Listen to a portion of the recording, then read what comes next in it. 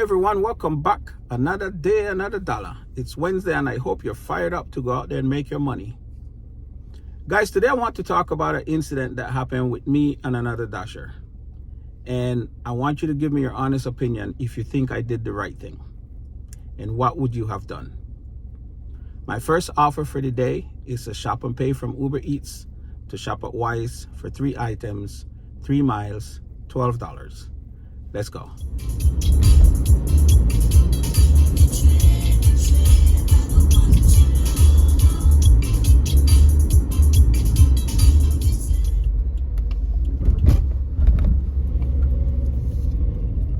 All right, we're here at Wise.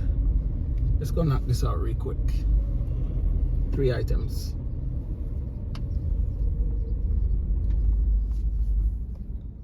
All right, the shop and pay has been completed and the customer is less than a mile away.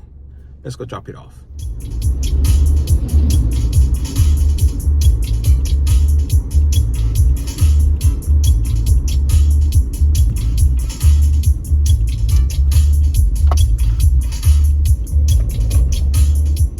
All right, we're here for the drop off.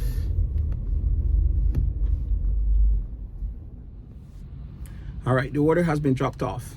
Let's keep it rolling. My next offer is from DoorDash to shop at Safeway for 24 items, 2 miles, $16. Let's go.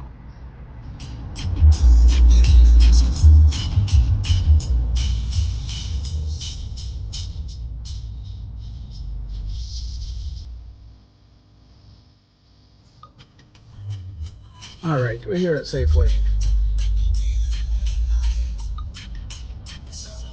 All right, the shop and pay has been completed and the customer is just a little over half a mile away. Let's go drop it off.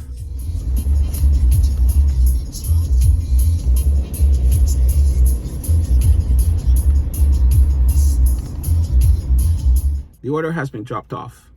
Let's keep it rolling. All right, guys, before I get into what I want to talk about today, these are the orders I just completed. The first one was a shop and pay from DoorDash to shop at Target for 8 items, 4 miles, $13. Then my next offer was also from DoorDash. That was for another shop and pay at Sprouts for 40 items, 9 miles, $26. Of course, it was a multiple of each, so I knocked that out within 20 minutes. And I just shopped for Dashmart. That's who the customer was. My next offer is from Dlivrd. It's a catering order going less than a half a mile. That's paying $20. Right after I drop that one off, I'm picking up another one going about 3 miles, and that one is paying $35. Dlivrd has been really good to me this week so far. Monday, I think I had one for $40. Yesterday, I had 2 totaling $63. Let's go. All right, my catering order has been picked up and dropped off. It was only a quarter mile from my last drop off, and then the customer drop off was basically walking distance. So I was wrong about the 3 miles. I don't know why I thought it would have been about 3 miles. It was basically walking distance to the customer drop off. All right, guys, here's what happened yesterday. By the way, these are the other offers I accepted today. So I had just finished dropping off DoorDash food delivery at this high rise. And on my way out the door, I accepted a shop and pay from Uber Eats. When I exited the building, I saw this young man to my right on the corner. He seems lost and he was talking to a cop. You can tell that he was asking for directions or something. He had his phone, keep showing the cop. The cop kept pointing everywhere except into my direction. So the cop left. The young man seems to be completely lost. I got in my car, I turned the key, and then the person in me would not allow me to drive off. For whatever reason, would not allow me to drive off. I saw someone in need. Now remember, I have my shop and pay. I turned off the car. I got out. I stood in front of the building. He made eye contact with me and he's coming towards me.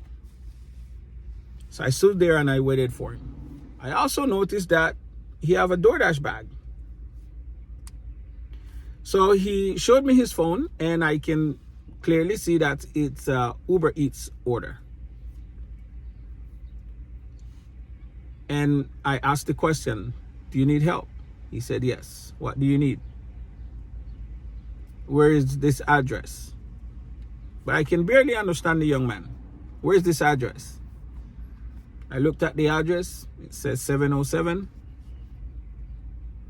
I said, it's right behind us. We're standing right in front of the building. He said, oh, okay. I said, I asked, do you know where you're going? He said, no. So my mind started working. Here is a Dasher / Uber Eats driver, whatever you want to call him.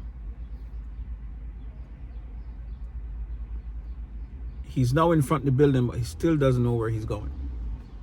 I'm here thinking now, do I help this young man? Or do I be on my way and get my shop and pay completed and go get my money? Again, the little good angel on my right says, no, you have to help this young man. So I said, come on. When we got to the door, it was locked. And the person at the front desk, she went in the back because when I was leaving, she was getting ready to go set aside some deliveries from UPS and Amazon. So I know for a fact that she wasn't there at the desk. So I said, call the customer so he can open the door. He didn't know how to call the customer. I said, okay, come on, let's look at the directory. While I was scrolling through, a tenant was coming in, so she let us in. So I walked in the building with him. And I said, you're going to the 18th floor. The elevator is over there. You know where you're going? He said, no. I said, do you have the apartment number? It's right there on the screen, the apartment number. Do you have it? No. And he's looking at the phone. And he doesn't know what the apartment number is. Now I'm thinking to myself, what did I get myself into?